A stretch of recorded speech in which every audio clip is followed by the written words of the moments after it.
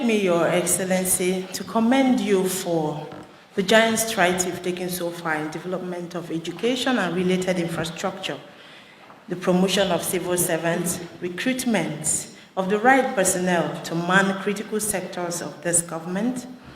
May I also commend Your Excellency for the wisdom and competencies you've exhibited in managing the affairs of Rivers State government, especially your peace-building attributes during the recent nationwide strike, where Rivers indigents, citizens, women and youth conducted themselves in line with global best practices.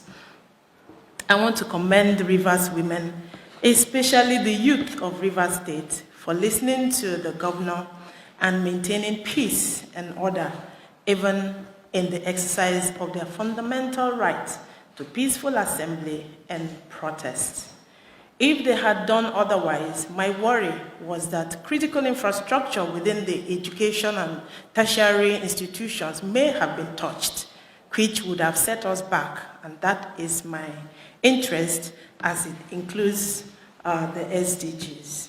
The reason I also want to appreciate the heads of tertiary institutions, state-owned in Rivers State, is that you've done relatively well compared to some of the other institutions where we have visited, where we have outstandings up to the tune of 8 billion. And the reason the committee took on this assignment is that we stand the risk of having these monies dormant, being utilized for other pressing needs. Like we know, government can use these resources for overriding public interest. And as the chair of this committee, we didn't want tertiary institutions to be a victim. And then I won't be able to speak because it will be said that if you needed the money, you wouldn't let it lie. So whatever are the impediments, whatever are the challenges, you are here, you nominate what you want to be used with the monies. The consultants will help you. And the TED Fund is also here to check through with their system. You know, this state has done very well when it comes to support to tertiary institutions. I can say this because our schools cannot be compared to a lot of universities in these countries because of the level of investment we have made in them. If you go to the Rivers University today, you will see the level of development, the standard of structures, and not just structures, but also the quality of manpower that we have.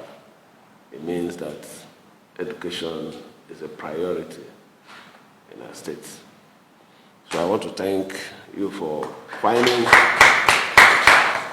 if I had not just finding, recommending our states, because I can see that you've already given us a pass mark that we're doing well. I will also appeal that you give them all the necessary assistance to make sure that we assess this fund so that we can apply it for the good of our tertiary institution. Let me say this with all amount of emphasis and assurance that we have dedicated a large chunk of our resources to improve our schools. You know, we sent a consultant to do a study on our primary schools and our secondary schools. And when the result came, it wasn't impressive at all. The fundamentals of education, the major basis of education is the primary school. And we have neglected it over the years, paying attention to only the higher ones that people see. If we don't have a good foundation, how will this beautiful building stand?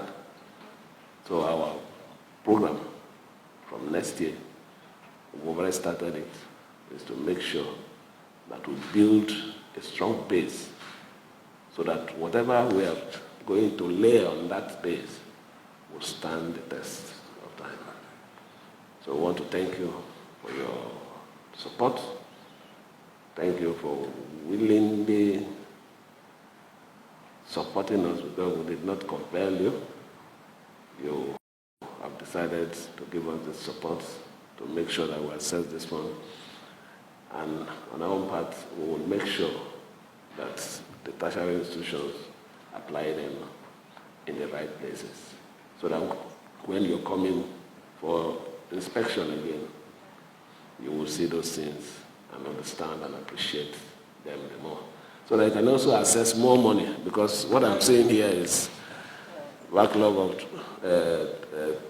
2020 to 2023 and 2024. So we should be expecting 2025 as soon as these ones are applied. Let me on this note thank the chairman and his members.